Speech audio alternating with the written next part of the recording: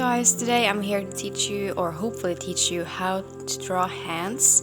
Today I'm only going to focus on the basics, which means an open hand. Maybe I'll make a part 2 if you're interested, but for now I'm only going to stick to the most basic hands, male hands, female hands, open hands. And if you want another tutorial on how to draw closed hands, then please let me know and I'll totally do it. I mean, it's it doesn't take a lot of time to do, I guess. But yeah, throughout this video I'm going to show you different methods, the method that I use that I find very effective and simple to do. So to start off, we're just gonna draw a basic hand from from up front. If you just hold your hand in front of you, you're gonna see what I mean.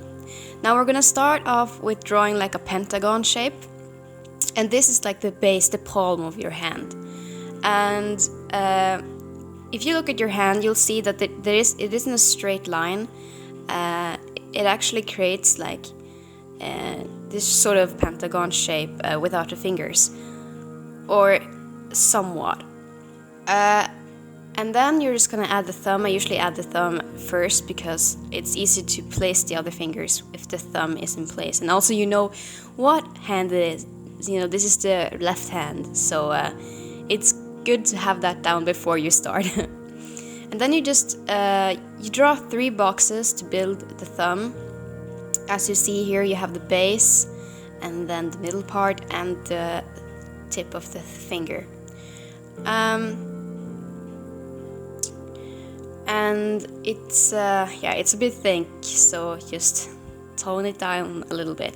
You can always go back and erase and fix as you go. And then I start with the pinky finger, because it's easier to place the other fingers if you have the pinky and the pointer finger down first. And as you'll see, the fingers, the boxes that I create are almost the same size. It's just the placement on the hand that makes one of them taller. And it should, they should be in this kind of pentagon shape that mimics the one underneath. And then you can start to add, the joints. I'm just gonna, right there. You can start to add the joints. This is where your fingers bend, and then you add the second box-like shape, and this is, the middle of your finger. And as you'll see, the height still continues. The boxes are almost the same height, yet you get that pentagon shape almost. Then you add the second layer of joints. I guess this is the third layer, because there's joints down there on the bottom as well. But I'm getting sidetracked. You see here, the pinky finger is much shorter than the rest of the fingers. It usually reaches, maybe the bendy part of the ring finger. And now you can just fill in some of this, the pentagon, so it doesn't look like a geometric shape or something. And then we're going to go on to line arting. Now this is where you flesh out the hand. I mean, it looks really simple and not as sophisticated now, but once you start to add, nails, and you follow these different lines that you created, you can quickly see the hand come to shape. Just remember to follow, the lines that you created. It's supposed to be like a guideline for how thick the fingers should be, how long they should be. And as you'll see, we created the fingers super fast because of this shape. Then you also can, add some wrinkles to get it more, to make it more realistic, and also, the knuckles. And then if you want to shade, I usually shade, where the finger bends, because that's, you know, I don't know, fingers usually tend to be red around those places. And then I also like to highlight those places, because those, especially down in the hand, you'll see that it's highlighted because they stick out further than the rest of the hand. And now we've finished the first hand. Moving on to the second example, which is a hand in side view, you're going to start off by creating this box-like shape with a side that it's with a little triangle, I guess. It looks like an upside down house a little bit. I don't know how to describe that shape. And then you're just going to do the same thing that we did on the other hand, basically, which is making the fingers out of circles and squares, you know, where the joints and fingers line up. Or, well, phalanges if you want to be fancy. And the thing about this hand is that you kind of have to make sure that you create the underside of the fingers a bit chubbier than the side on top, because this is where, you know, when you bend your fingers, you get the, you know, the fat that collects, I guess. And we're just gonna start right on with line art as usual. Maybe to get a more realistic feel, you can also try to get the joints along with the line art, you know, give them a little bit of a bump, if you will. And also remember, the underside of the fingertips should be, you know, a little bit fluffier than the overside, I guess. Now, there isn't a big difference between, you know, a hand from up front to the side. I guess it's only the box in which you created in. And as you'll see here, we're almost already finished with it. And then, you know, it's important to use references. Even if you draw hands, I used my hands as a reference in these photos.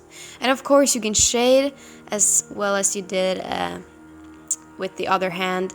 Usually I make the joints a bit red, and, you know, it depends on where the light hits the hand.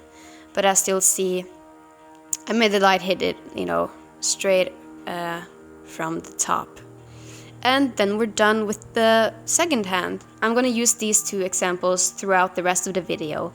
But as you'll see, I'm doing a different hand here, but with the same concept. This time I'm doing it, you know, showing the palm. But as you see, I'm using the pentagon and then the squares and the joints, as I did before. Now this is supposed to be a male hand. Now as you'll see, I'm making the hand a bit, you know, thicker, and also the lines more square down at the palm. The palm is more square, and, you know, usually masculine characters have you know, more square features, you know, as the jaw, and, you know, it's usually just how they look. Now this is a hand from the side, which is open, but you'll see I'm using the same shape as I did on the first hand.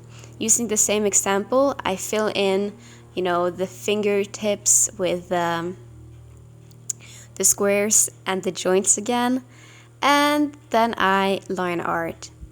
And by using this, you know, this technique, you can basically draw any hand as long as they are open. It's kind of a different method if you're drawing a hand closed, because the fingers won't, not all of the fingers will be visible anyway. And yeah, I'm just shading this hand now, making sure to get those undersides shaded. And also the fingertips and, you know, the fatty parts of the underside of the fingertips usually tends to be a bit more red than the one on top. And this is the last hand. This is an open hand, sort of reaching out. And as you'll see, the same, I'm not adding the joints this time. You can actually do this without the joints, but the joints are there to, you know, they don't really serve a purpose other than letting you know where it bends. But if you're already aware of where the finger would bend and stuff, you don't need to do the joints. As I'm showing you here, it isn't absolutely necessary, but it is helpful.